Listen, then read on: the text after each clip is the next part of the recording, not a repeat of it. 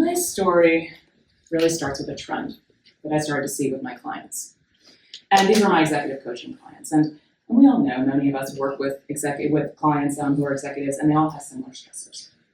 And I was noticing that one group is coming in, and they were okay. They were stressed, but they were generally okay. They were functioning just fine. And a second group was coming in really dysregulated. Anxiety, panic, insomnia, sometimes even drinking more than maybe they wanted to cope. And I noticed it kept coming down to one question of who has your back. And the first group was like, my boss. I know that if something goes wrong, my boss is going to know that it's not me who's deficient. They're going to understand the situation and maybe even learn how that seems before. And the second group would look at me, usually very consistently wide-eyed and say, no one. I'm alone. And that reminded me a lot of what I was learning about in my psychotherapy studies around attachment theory. And that wasn't the only, there was other things that I started reading, like this quote. I have to remember to do this on two screens. Like this quote. In 2003, there was a study of workers that showed that 69% said their manager affected their well-being as much as their spouse or their partner. Mm-hmm. And we hear this anecdotally in so many ways, but what we're talking about here today is a little bit of the reason why. Okay? And all of this led to 4 years of work for me. and 4 studies that I'm going to try to consolidate into 12 minutes for you here today. And so the first study was really a literature review on the relationship between attachment and work-related distress and burnout. The second was a literature review and an empirical study on attachment-based therapies and techniques that might be able to work to help people with burnout and work-related distress, as well as an empirical study with 10 participants over 12 sessions apiece. And then finally, because of my fintech background and my interest in AI, last summer I wanted to extend this knowing that AI moving into leadership roles, like what's that going to do if attachment really does have this place in our work world?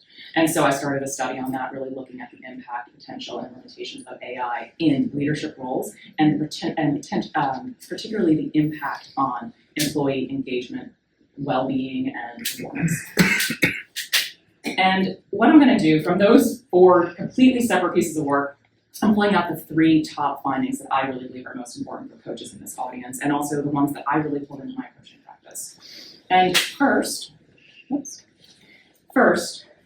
why we break down and what attachment science tells us about that. You may have heard of attachment science and attachment theory from like a quiz that you took from TikTok or something, are you anxious or avoidant, and it kind of labels you. I don't really like that part of attachment science, and it's actually not really getting to the nuts of what's going on here. Attachment science is basically saying that from the time we are born, throughout our adult lives, in the various spheres that we really operate, including work, home, school, we need someone who is a safe haven that we can go to in times of stress, and a secure base that allows us to explore and take risks, right? Sounds like so much what we need at work too, but we don't usually think of it in that context, right? And that also leads to something called the dependency paradox. So we all know from work, like there's this myth of kind of the lone genius, the Steve Jobs that everyone wants to kind of strive to be.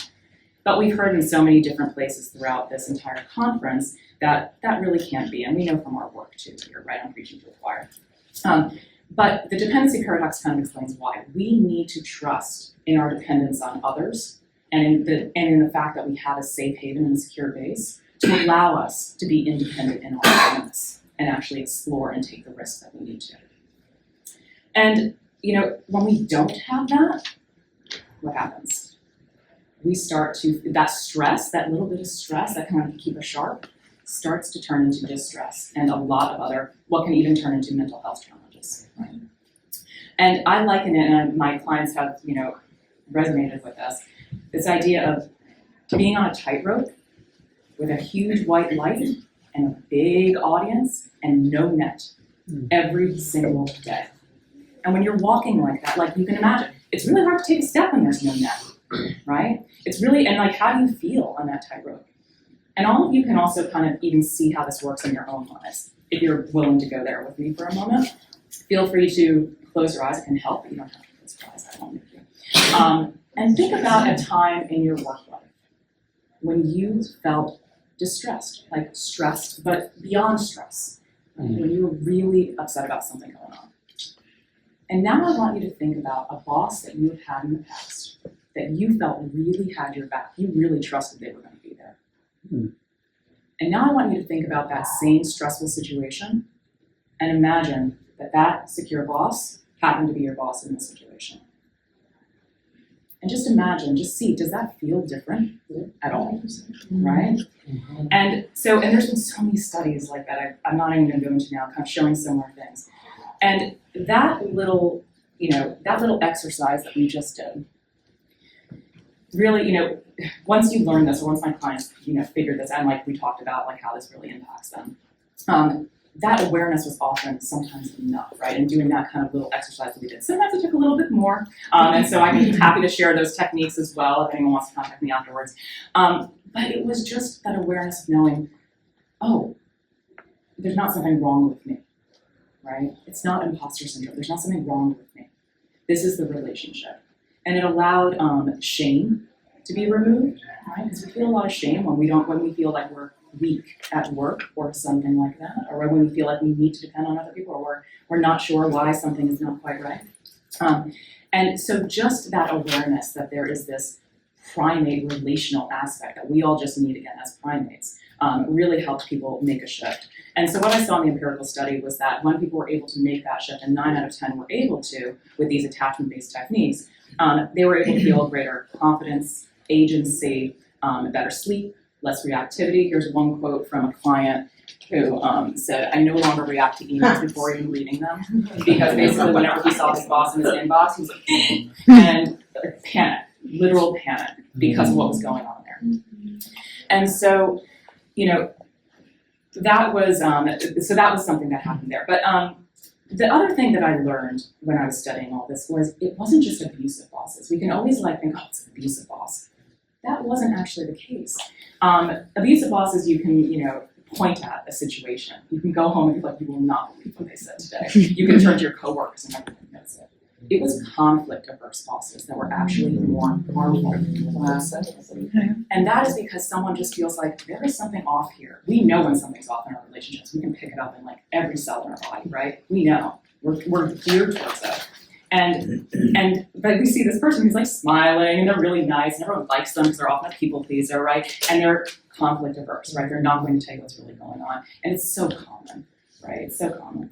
And that makes people high performing people who, throughout their lives, it can make them feel like they're going crazy. I'm actually at times saying, Devon, I feel like I'm going crazy. I don't know what's going on.